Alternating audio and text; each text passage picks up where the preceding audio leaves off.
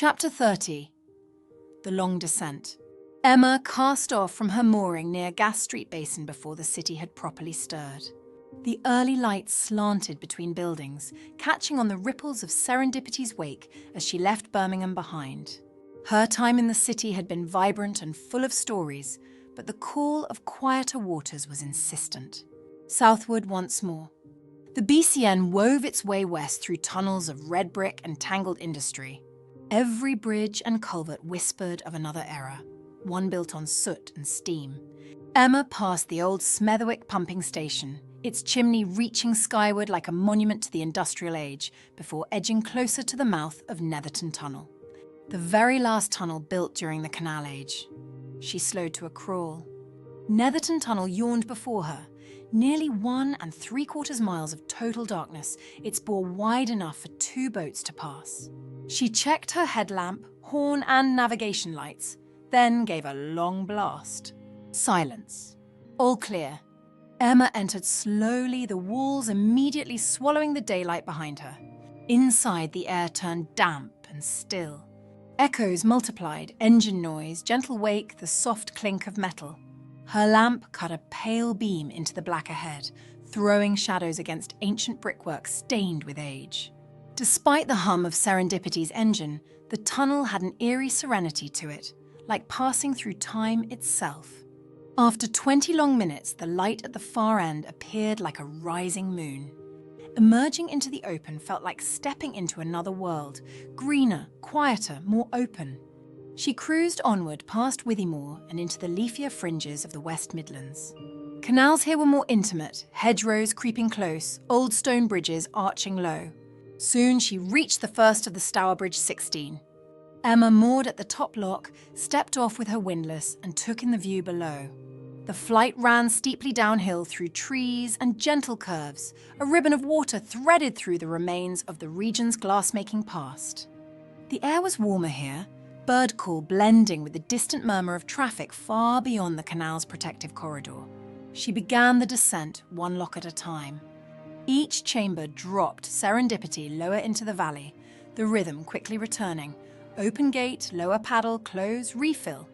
By lock 6, she'd fallen into an easy pace.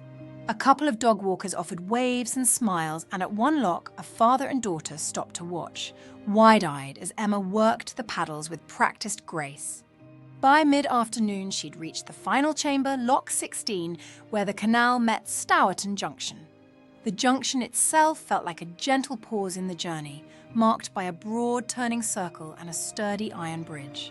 Here, Emma turned left, easing onto the Staffordshire and Worcestershire Canal. Immediately, the landscape changed again. The waterway narrowed between steep, wooded banks. This was the Narrows, a dramatic sandstone cutting with space for just 1 boat to pass.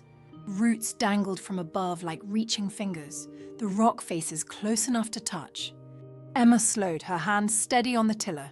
It felt like gliding through the pages of a forgotten fairy tale. Then, just as quickly, the canal opened out, winding south through open fields and woodland. She moored just short of Dunsley Tunnel, a short 25-yard bore ahead. The light was beginning to soften, casting long shadows over the hedgerows.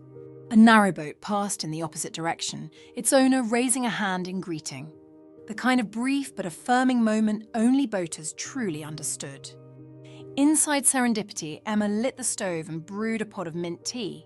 The kettle hissed gently as she slipped out of her boots and sat by the window, watching twilight settle over the water. Her journal lay open on the table. Birmingham already feels like another chapter. Today was darker, slower, quieter, and richer for it. The tunnel reminded me how important it is to keep moving, even through uncertainty. The locks reminded me that descent can be its own kind of progress. She paused, then added, "Left turn at the junction. Feels like a turning point in more ways than one." Outside, the trees swayed gently in the dusk. The boat creaked, a familiar sound. Another day's journey complete. Tomorrow, she would pass through Kinver and on toward the wild beauty of Wolverley. But tonight, it was just her, the stove, and the quiet certainty of the canal. Unturing noise. Thank you for joining us on this leg of the journey through England's historic waterways. If you enjoyed Chapter 30 of Emma's Canal Chronicles, please like and subscribe to stay afloat as we continue drifting through stories of stillness, change and quiet turning points. Every tunnel leads somewhere. Every lock opens a new depth. And if you ever find yourself craving something with darker undercurrents, step into the Elara Myles Files, a series of gripping UK-set audiobooks that delve into mysteries where memory and identity collide. Book 1, The Vanishing of Violet Blake. When a reclusive artist's cottage burns down on the windswept coast of Brackenridge, Elara Myles is drawn into a case of mistaken identity, hidden signatures, and a haunting final painting that refuses to stay silent. Book 2, The Secret of Westbury Holt. A historian dies under strange circumstances in a locked study. As Elara unravels the layers of a forged archive, she exposes a web of ambition, betrayal, and a wartime operation meant to stay buried. And due out soon Book 3, The Case of the Stolen Silence. A lost voice, a Cold War reel, and a truth long erased. Elara's most personal case yet takes her to Dartmoor, where she uncovers a secret so dangerous it was never meant to be heard. Get a feel of the stories. Listen for free to the Chapter 1 teaser from The Vanishing of Violet Blake on our YouTube channel. Buy the full audiobooks on eBay with just over an hour of listening per story. Visit www.emmaserendipity.co.uk to explore Elara's world. One mystery solved opens the door to another. Until next time, see you along the towpath.